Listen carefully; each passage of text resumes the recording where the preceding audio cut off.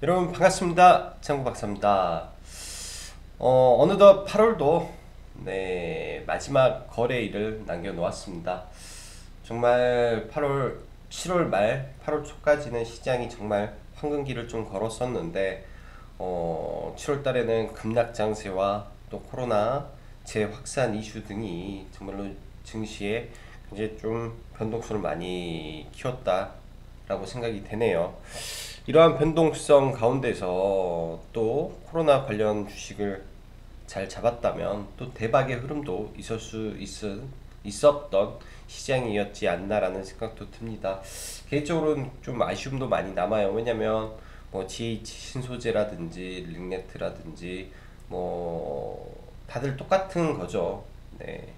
뭐 단기 트레이딩을 주로 하다 보고 또 종가 베팅 위주의 매매를 많이 하다 보니까 아주 좋은 종목들을 진짜 크게 수익을 내야 될 기회에서 뭐 적당히 팔고 마무리했던 게 지금 생각해 보면 너무나 아쉽구나라는 생각이 좀 많이 듭니다. 그런 부분도 저는 제 개인적으로는 좀 성장을 위해서 조금 더 업그레이드를 해야 되겠다라는 생각을 좀 주말 사이 했고요. 특히 이제 오늘 어, 주말을 이용해서 이제 8월 달에 뭐 매매했던 종목이라든지 뭐 손실 뭐 났던 종목, 수익 났던 종목들을 한번 다 돌아보면서 종목을 조금 길게 볼 수 있는 거를 좀 길게 더 보는 어 거를 조금 더 연습을 강화해야 되겠다라는 생각을 많이 합니다. 여러분들도 그러시겠지만 저도 마찬가지예요. 매번 복귀를 하고 특히 이제 주말 같은 경우에는 시간적 여유가 조금 있기 때문에 조금 더 종목들을 보면서 특히 이제 제가 직접 매매했던 종목들을 주로 봐야겠죠. 그런 게 도움이 많이 되니까요. 자, 바로 시황 들어가도록 하겠습니다. 금요일 밤 미 증시 뭐 잭슨홀 불확실성이 이제 해소가 되었기 때문에 이런 부분에서는 일단 연준에서는 2% 물가 상승률을 용인하겠다. 즉 제로금리를 굉장히 좀 끌고 가겠다라는 점에서 시장은 뭐 긍정적으로 반응을 했다라고 생각을 합니다. 일단 뭐 특별히 변화된 모습은 없지만은 일단 물가적인 부분에서 인플레이션을 용인하겠다라는 게 시장은 호재로 받아들였던 것 같고요. 거기에 더해 이제 경제 지표가 시장 예상치보다 호조를 띠면서 삼재 지수가 상승 마감하였습니다. 추가적으로 지금 혼조를 보이고 있던 이 경기 부양책에 대한 부분이 조금 점점 민주당과 공화당이 이 간격을 좁혀가고 있는 모습에서 일정 부분 진전이 이루어지고 있지 않느냐라고 시장은 판단을 했던 걸로 보이고 이러한 점이 시장에서는 호재로 작용을 하였다라고 생각이 되네요. 국내 증시는 이러한 부분을 반영을 해서 금요일 장 초반 견조하게 상승 흐름을 이어갔고 그리고 요새는 코로나 확진자 수가 실시간으로 나오는 앱이 있어서 밤 11시 한 50분 정도에 일단 확정치를 좀 봐보고요. 또 아침에 되면 또 이런 부분이 굉장히 또 시장에 많이 돕니다. 그래서 미리 알고 이에 대해서 뭐 매도를 뭐 시초가부터 강하게 나온다든지 그런 부분이 굉장히 좀 변동성을 많이 키우는 것 같아요. 그래서 금요일날 어떻게 보면 코로나 관련된 종목들, 특히 상한가를 갔던 종목들이 시가 갭부터 하락을 보이고 장중에 9%, 10%대 엄청 큰 하락을 좀 보였었는데 뭐 속된 말로 약간 변태적인 모습을 보이면서 위 아래 위 아래 위 아래로 엄청나게 흔들면서 좀 가는 모습이 굉장히 좀 상식 밖의 모습이구나. 그리고 시장에 유동성이 굉장히 많구나. 한번 쏠렸다라고 하면 시장 참여자들은 묻지마 배팅을 지금 하고 있구나 라는 생각이 많이 들었던 금요일이었습니다. 그 외에 이제 오후에 이렇게 급락하던 종목이 이제 코로나 관련해서 정은경 본부장의 이야기, 그 다음에 정부에서 2.5단계 격상 이슈가 나오면서 네, 관련 주식들이 바닥에서 다시 한번 엄청나게 급등을 하는 모습을 좀 보여주었습니다. 그러나 이제 주말 사이에 사실 제 같은 경우는 이미 확인이 됐단 말이에요. 확인이. 이게 무슨 말이냐면 만에 하나 주말에 또 확진자 수가 평소보다 많이 늘지 않았다라고 하면 월요일날 또 개파락할 수도 있는 부분이고요. 그런 부분에 대한 리스크를 떠안고 이번 주말은 종가 베팅을 하지 못했습니다. 만약에 종목들이 밀려 있는 상태라면 매수를 했을 건데 저희도 이제 비트컴퓨터라는 종목을 오전에 이제 밀렸을 때 잡고 오후에 반등할 때 팔았었거든요. 근데 이제 판 이유가 이제 원격 의료 쪽은 굉장히 또 수급도 약했고 네, 반등도 강하지 못해서 뭐 수익은 나지만은 그렇게 큰 재미는 보지 못했습니다. 일단 다음 주 네, 정부는 상황을 보면서 3단계로 격상을 할지에 대해서 이제 결정을 한다라고 하는데요. 이러한 부분은 이슈가 지속될 가능성이 있습니다. 그래서 시장에서 조정을 보이면 다시 재차 진입을 해봐도 다음 주까지는 무방하지 않을까라고 생각을 하네요. 일단은 가장 마지막 단계가 3단계이기 때문에 3단계 격상 자체가 아마 이러한 종목들의 상투를 치는 구간이 될 거라고 저는 조심스럽게 판단을 하고 있습니다.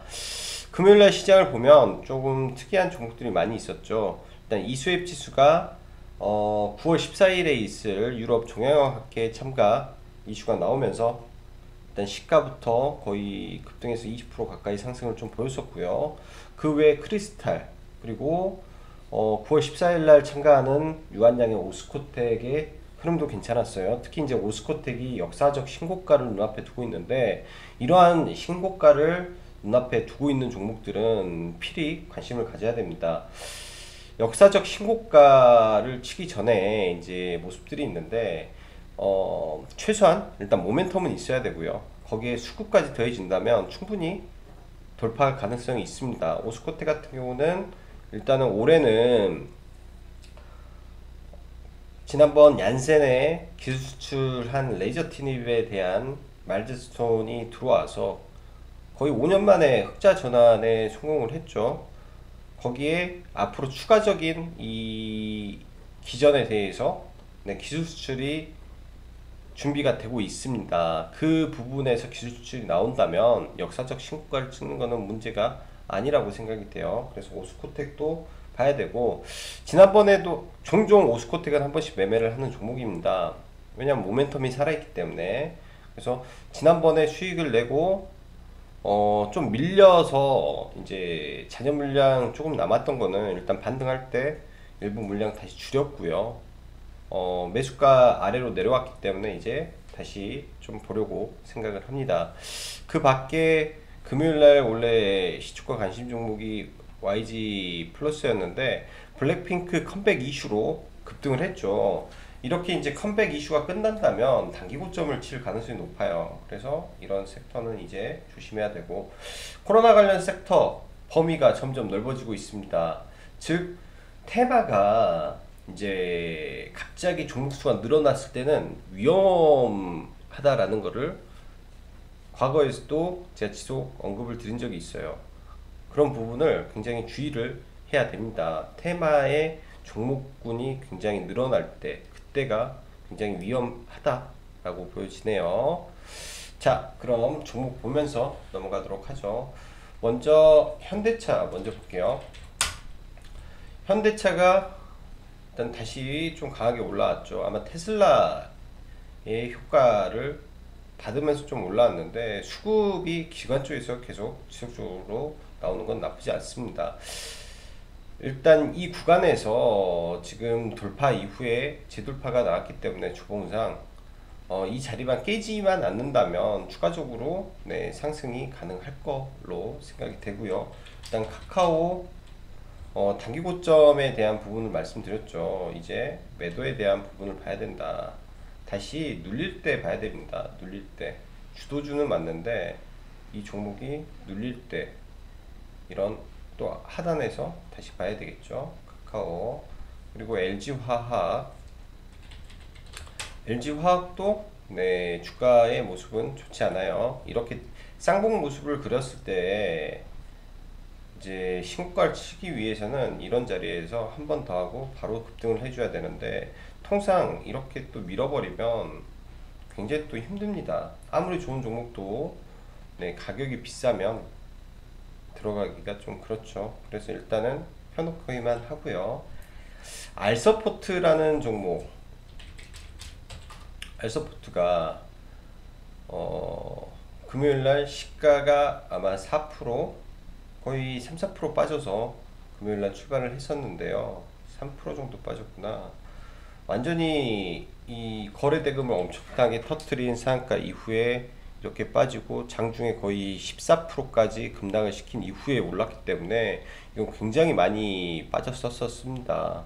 이거를 다시 끌어올렸다가 20%에서 고가가 20%에서 종가는 2%, 그러면은 위아래 변동성이 고점 대비 마이너스 18%, 저점 대비 고점까지 상한가, 하루에 나오는 변동성이 너무 큽니다. 그래서 아무리 좋은 종목도 지금은 리스크 관리가 필요하다라고 좀 보여지고요. 그래서 금요일날 좀 조심을 했다라고 생각을 하네요. 그리고 오전장에 어제 목요일날 언급드렸던 부강약품인데요. 부강약품은 시초가에 좀 매도를 전량 다 했습니다. 왜냐면 이 시초가 자체의 갭이 일단 목표가를 여기까지 봤거든요. 45,000원까지의 목표 주가 설정 범위를 두고 이 이상에서는 매수를 안 하는 거죠. 일단 부강약품 같은 경우는 여기를 강하게 돌파를 했다면 네, 이 종목이 여기를 강하게 돌파를 하고 8월 전에 8월까지 해서 네, 치료제에 대한 부분을 발표한다 했는데 그런 발표가 나오지 않았기 때문에 시장에서는 실망 매물이 나올 수밖에 없습니다. 실망 매물이 나올 수밖에 없는 거고요. 부강약품은 준비를 많이 하고 올리긴 했어요. 그래서 이렇게 사서 거의 고점대 매도를 이거는 전량 다 시연을 하고 마무리를 지었고요. 금요일날 이제 최근에 저희가 끌고 왔던 종목이 두산중공업이었는데 사실 목표 주가를 12,000원을 잡아놓고 1750원에서 전량 매도를 해버렸습니다. 이거는 너무 아쉽네요. 이게 준비를 많이 한 종목이었고 그간 기관의 누적 수급이 어마무시했던 종목인데 너무나 적게 먹어가지고 조금 네, 많이 속상했던 종목입니다. 사실 이 구간에서 눌릴 때 매수로 대응을 했어야 됐어요. 적어도 이 신고가를 치고 눌리는 11만원 구간, 이 자리는 강력 매수 구간이 맞았다고 보여집니다. 왜냐면 돌파 이후에 종목을 볼 때 이런 신고가를 칠 때 돌파 이후에 거래량이 감소하는 조정에 프로그램 매수 세력까지 굉장히 강했다라고 한다면 이 구간에서 잡았어야 됐는데 그러지 못한 게 금요일날 증시에서는 굉장히 좀 아쉬웠던 부분이 좀 많았고요.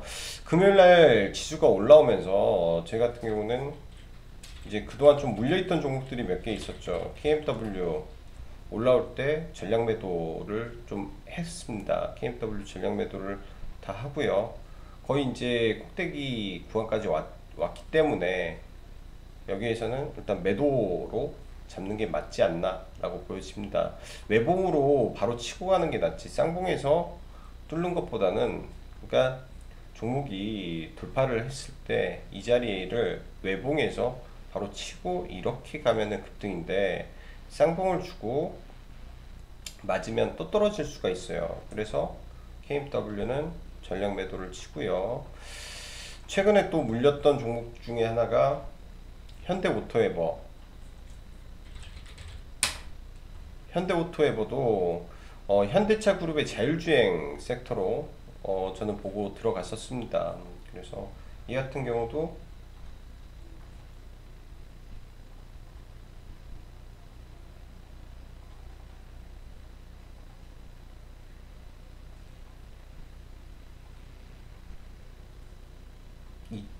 이때 물렸죠. 네, 이때 물려가지고 사실 어 약수익권에서 나갔습니다. 약수익권에서 여기가 한 2% 정도 수익권에서 나갔고요. 추가 매수를 안 하고 이제 이 종목은 물려 있는 상태에서 반등이 약했기 때문에 추가 매수를 얘를 안 하고 신규 매수로 종목들을 진행을 했기 때문에 물린 상태에서 반등할 때 전량 매도 전략으로 얘는 좀 기다리다가 전량 매도를 좀 해버렸고요. 가지고 있던 종목들을 금요일 날은 되게 대응을 많이 했습니다. 시장이 반등할 때 일부 현금 챙기고 포트폴리오 교체가 조금 필요한 부분도 많아서 좀 보고 있었고, 그 밖의 종목들을 몇 개만 볼게요. 관심 종목들. 일단은 매도 친 것들은 좀 빼고 관심 종목들만 보고 주말 라이브 때 마감을 하도록 하겠습니다. 일단은 파맵신 같은 경우는 삼성바이오로직스의 위탁 생산을 따서 이렇게 급등을 했죠. 이때 이제 잠시만요. 이날 들어가서, 네, 이날 종가에 들어가서 시간 내에 5%대 팔고 나머지를 이제 했었고요. 지금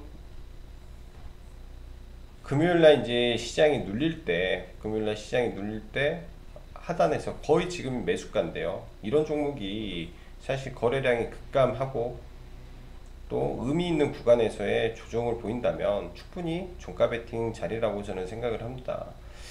이은봉의 이은봉의 장대양봉.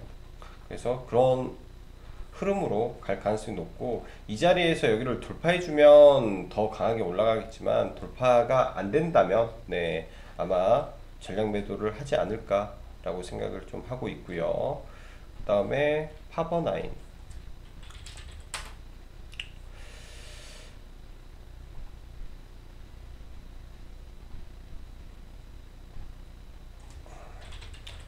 파버나인은 사실 이 종목을 금요일날 종가 베팅을 하려고 생각은 했었어요. 그리고 회원님들한테 이 종목에 대한 내용을 좀 설명을 좀 드렸던 종목인데, 일단 정치 테마주에도 엮여 있고 파버나인이 이제 아마 이재명 관련 섹터로 좀 엮여 있을 거예요. 근데 이제 여기에서 여러 가지 이슈가 중첩되면서 지금 올라오고 있습니다.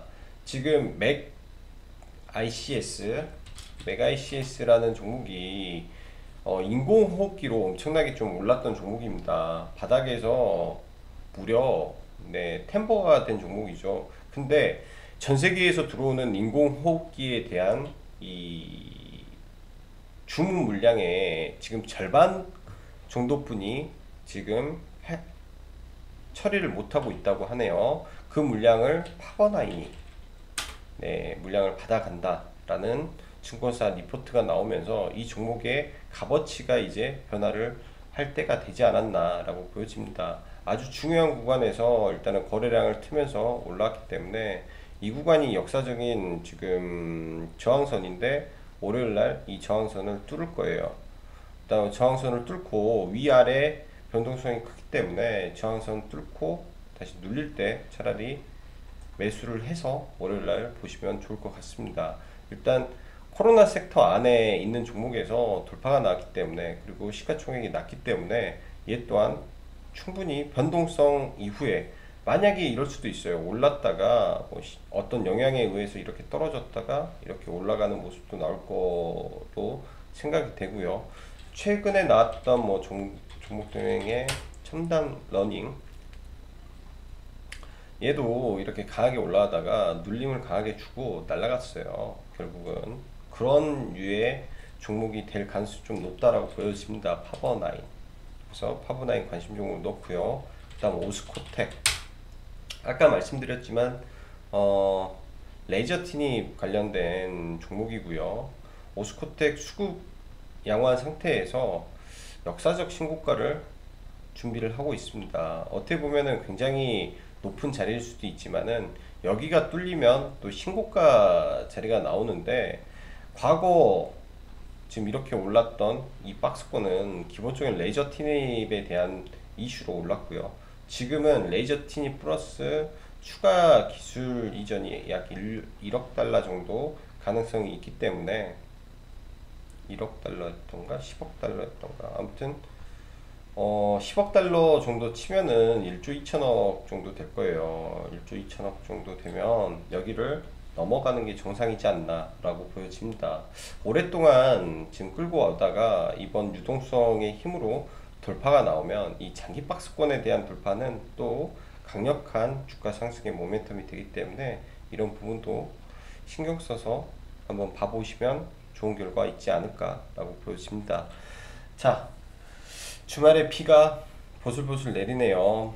그리고 코로나로 전국이 어수선한데 우리 청취자 여러분님들 다들 건강 조심하시고요. 8월 한 달도 수고 많으셨고, 네, 남은 8월 마무리 잘 하시기 바라겠습니다. 자, 그럼 여기까지 짱구 박사였습니다. 감사합니다.